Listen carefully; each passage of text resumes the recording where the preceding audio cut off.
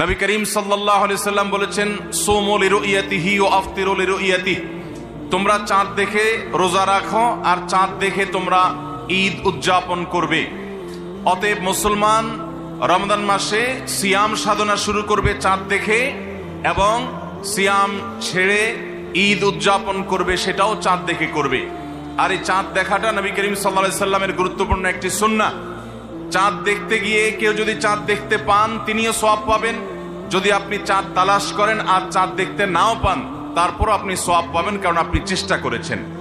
চাঁদ দেখার একটি দোয়া নবী সাল্লাল্লাহু আলাইহি সাল্লাম আমাদেরকে শিক্ষা দিয়েছেন, আর সেটা হলো আল্লাহুম্মা আহিল্লাহু আলাইনা বিল ইয়ুমনি ওয়াল ঈমান ওয়াস সালামাতি ওয়াল ইসলাম রাব্বি ওয়া রাব্বুকাল্লাহ।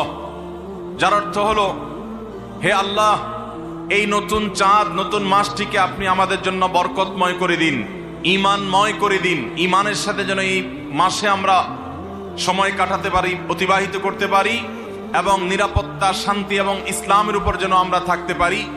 হে চাঁদ, তোমার এবং আমার পালনকর্তা এক আল্লাহ। এই দোয়া পাঠ করা সুন্নাত চাঁদ দেখার পর। অতএব রমাদানকে কেন্দ্র করে সর্বপ্রথম আমাদের যে আমলটি হবে তা হলো শাবানের শেষ দিবসে আমরা পশ্চিম আকাশে চাঁদ তালাশ করবো ইনশাআল্লাহ।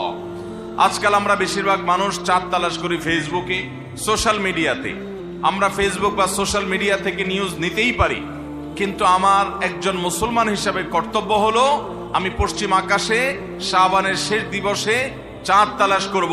আমরা যদি চাঁদ তালাশ না করি, আমরা যদি চাঁদ না দেখি, তাহলে চাঁদ দেখা কমিটি কিভাবে তারা চাঁদ উঠার সংবাদ ঘোষণা করবে? অতএব চাঁদ দেখার যে আমল, সেটি আমাদের সমাজ থেকে যে বিলুপ্ত হয়ে গেছে, সে আমলটাকে আমাদের আবার পুনর্জীবন দিতে হবে।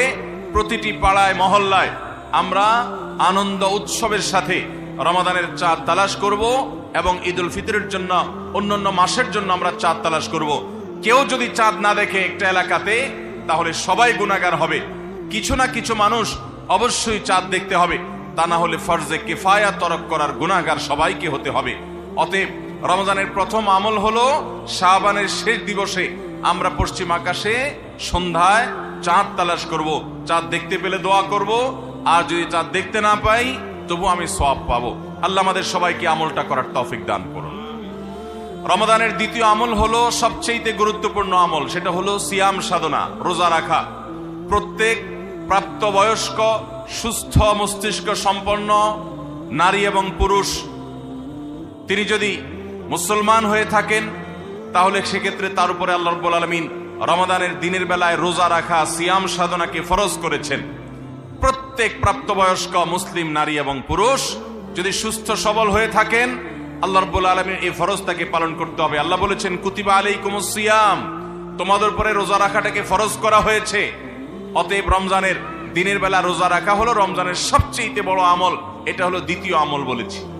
নাম্বার 3, রমাদান মাস উপলক্ষে রাতের বেলা তারাবির নামাজ আদায় করা, এটা রমাদানের তৃতীয় আমল। নবী করিম সাল্লাল্লাহু আলাইহি সাল্লাম বলেছেন, মান কামা রমাদানা ঈমানান ওয়া ইহতিসাবা গুফিরা লাহু মা তাকাদ্দামা মিন যামবি। যে ব্যক্তি রমজান মাসে রাতে দাঁড়িয়ে ঈমানের সাথে, ইখলাসের সাথে আল্লাহর কাছ থেকে সওয়াব পাওয়ার আশায় তারাবির নামাজ পড়বে, তার পূর্বের সমস্ত গুনাহ খাতা মাফ করে দেওয়া হবে।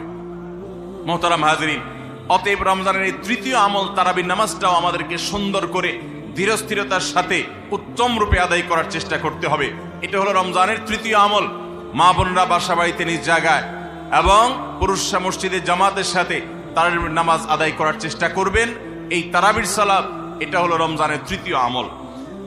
নাম্বার 4, রমজানের চতুর্থ আমল হলো সাহারি করা। আমরা অনেকে ইচ্ছাকৃতভাবে সাহারি করি না, হয়তো কখনো ভালো লাগে না সাহারি করতে, খাওয়ার রুচি থাকে না, আমরা সাহারি খাই না।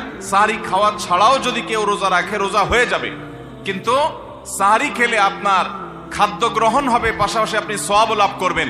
প্রতিদিনই আপনি খাবার খান, এই সমস্ত খাবার খাওয়াটা জায়েজ, এটার কারণে আপনার কোনো সওয়াব হবে না যদি আপনি সাধারণ ভাবে আপনি খাবার খান।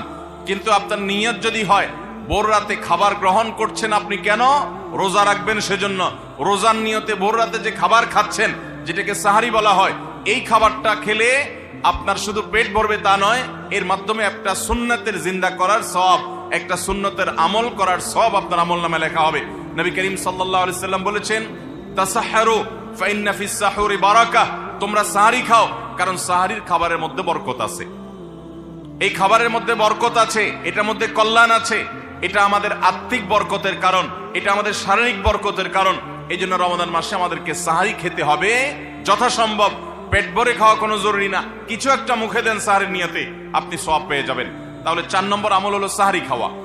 5 নম্বর আমল হলো সাহরিটা শেষের দিকে খাওয়া। এখনো অনেক মুরব্বীরা আছেন গ্রামাঞ্চলে, তারা মাঝরাতে সাহরি খেয়ে ফেলেন, 12টা 1টার দিকে সাহরি খেয়ে ফেলেন। সাহরি খাওয়ার জন্য সবচেয়ে উত্তম সময় হলো রাতের শেষ প্রহরের একেবারে শেষের দিকে। নবী করিম সাল্লাল্লাহু আলাইহি ওয়াসাল্লাম তিনি রমজানের রোজার জন্য সাহরি খেতেন, সাধারণ রোজার জন্য সাহরি খেতেন এত দেরি করে যে তার সাহরি খাওয়া শেষ হলে ফজরের ওয়াক্ত এবং ফজরের আজানের ওয়াক্ত শুরু হওয়ার আগে মাঝখানে 50টা আয়াত তেলাওয়াত করার মতো গ্যাপ তিনি রাখতেন। তার মানে তার সাহরি খাওয়া শেষ আর ফজরের ওয়াক্ত শুরু, এই দুইয়ের মধ্যে 50টা আয়াত তেলাওয়াত করার মতো সময় তিনি রাখতেন।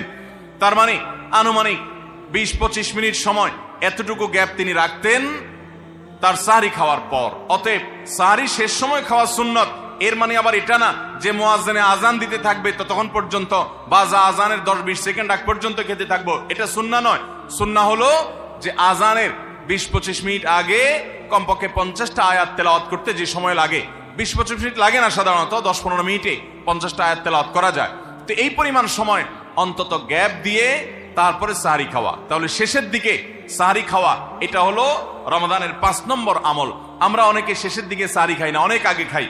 একটু শেষের দিকে খাওয়াটা হলো সুন্নাত। নবী করিম সাল্লাল্লাহু আলাইহি সাল্লাম বলেছেন, এই উম্মত মুসলমান জাতি ততদিন কল্যাণের মধ্যে থাকবে, তারা কল্যাণের উপরে প্রতিষ্ঠিত থাকবে যতদিন তারা সাহরি বিলম্ব করে খাবে, দেরিতে খাবে, শেষের দিকে খাবে। নাম্বার 6 নম্বর আমল হলো রমজান উপলক্ষে ইফতার করা। ইফতার মানে নাস্তা খাওয়া। সারা বছর আমরা দিনের বেলায় শুরুতে নাস্তা খাই, কিন্তু এর কারণে কোনো সওয়াব আমাদের আমল নামায় লেখা হবে এমন কোনো কথা বলা হয় নাই। কিন্তু রমজান মাসের সন্ধ্যা যখন